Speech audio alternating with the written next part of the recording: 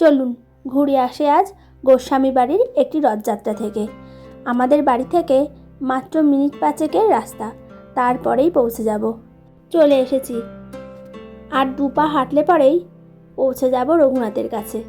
বহু মানুষের সমাগমে রাস্তা আজ আলোময়। রঘুনাথ আজকে নবরূপে সজ্জিত, পুষ্পের বাজুবন্ধন আর মাথার মুকুট দেখে লাগছেও ভারী মিষ্টি। আর তারই পাশে আছে জগন্নাথ আর সুভদ্রা। এত ভিড়ের মাঝেও রঘুনাথকে প্রতিটি মানুষ জানাচ্ছে তাদের মনের প্রার্থনা। আর দূর থেকে দেখতে পাচ্ছেন ওই নীল আকাশ। জগন্নাথ দেবকে পুজো দেওয়ার জন্য চলছিল একটু পানকলা খোঁজার পালা। আর ঠিক সময় মতো জানেন পেয়েও গেছিলাম। একটি বাচ্চাকে এখানে দেখতে পেয়েছিলাম আর তার থেকেই কিনে নিয়েছিলাম।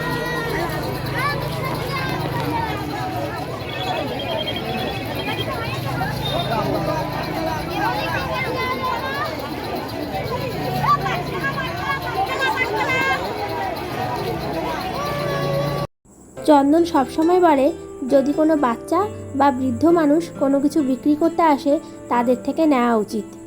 এই মায়াবী পৃথিবীর ভারী অদ্ভুত নিয়ম, যেখানে একটি বাচ্চার এই সময়ে খেলাধুলা করার প্রয়োজন, স্কুলে যাওয়ার প্রয়োজন, সে সেই সময়ে নিচ্ছে তার পরিবারের দায়িত্ব।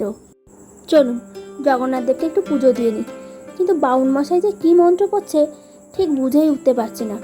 যাই হোক, পুজো দেওয়া শেষ, এবার একটু প্রার্থনা করে নেব যেন আমার পরিবারের সকল সদস্য সুস্থ স্বাভাবিক থাকে। বাউন মশাই আবার উল্টো দিক থেকে একটি পানকলা সোহাগের হাতে দিয়ে দেয়।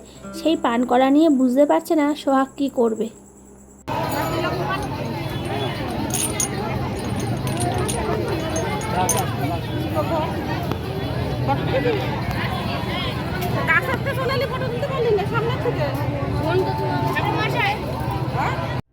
জানেন, ছোটবেলায় যখন এই রথের মেলায় আসতাম বাবা মার সঙ্গে, একটি বেলুন চাইলে কীভাবে যে তারা চোখ পাকিয়ে উঠতেন, দেখেই না মাথা ঘুরিয়ে যেত।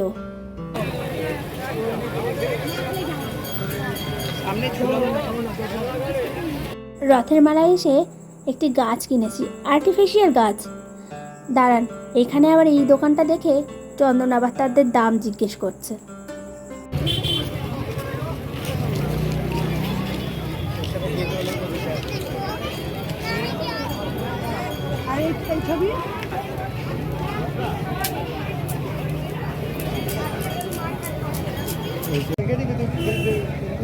থাকবি নাকি ভাইয়া? এটা কাছে রাখতে হবে, হ্যাঁ কাছে রাখতে হবে। রাস্তার দুপাশে এত সুন্দর মেলা বসেছে, দেখেই না মনটা ভালো হয়ে গেল। এই এত সুন্দর সুন্দর জিনিসপত্র মেলা ছাড়া আর কোথাও দেখা যায় না। এই যে মাটির পুতুল, মাটির জগন্নাথ, এই সব শুধু মেলাতেই দেখা যায়। আর এই দেখুন, এইখানে আছে একটি লক্ষ্মীর ভাণ্ডার। দেখেছেন কি সুন্দর, মনে হচ্ছে না গাছকৌটো বিয়ের সময় কনের হাতে দেয়।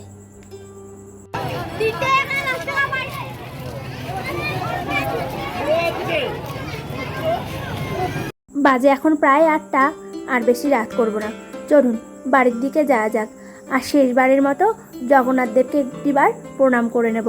আর একই সঙ্গে বলবো আমার পরিবারের সকল সদস্য যেন সুস্থ আর স্বাভাবিক থাকে। ভিডিওটি ভালো লাগলে একটি করে লাইক করবেন আর চ্যানেলটিকে সাবস্ক্রাইব করবেন। আজ এই পর্যন্তই, আবার দেখা হবে নতুন একটি ভিডিওতে।